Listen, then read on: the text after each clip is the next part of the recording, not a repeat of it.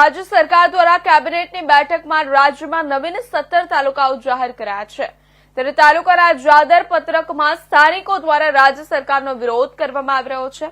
જાદર સહિત આસપાસના ગ્રામજનો દ્વારા વર્ષોથી જાદરની તાલુકા મથક બનાવવા માટેની માંગ કરવામાં આવી રહી છે, પરંતુ રાજ્ય સરકાર દ્વારા ધ્યાન પર લેવામાં ન આવવાના કારણે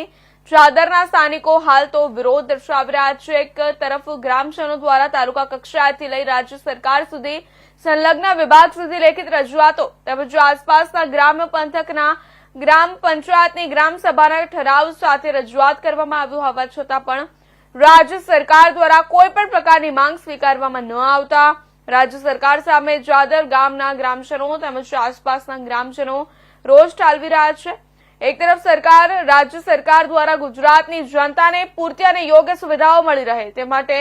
17 નવીન તાલુકા જાહેર કરવામાં આવ્યા છે, ત્યારે વર્ષોથી માંગ કરી રહેલા જાદર વિસ્તારના લોકોને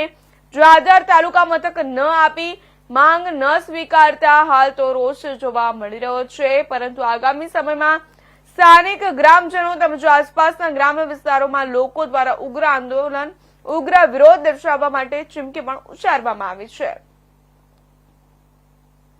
આજની બેઠક ગઈકાલે ગુજરાત સરકારે જે 17 તાલુકા જાહેર કર્યા એમાં જાદર અમારા તાલુકાની અમારી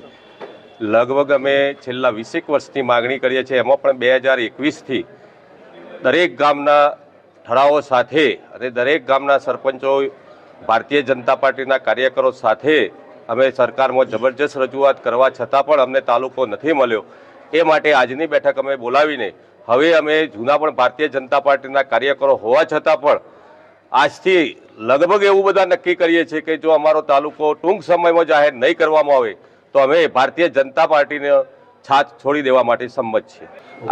સૌથી પહેલાં અમે તાલુકામાં પણ ફાઇલ અમારી આપેલી છે, મામલતદારે પણ એમને મંજૂરી આપી અને ત્યાંથી અમે કલેક્ટરમાં પણ ફાઇલ આપી, કલેક્ટરશ્રીએ મંજૂરી કરી અને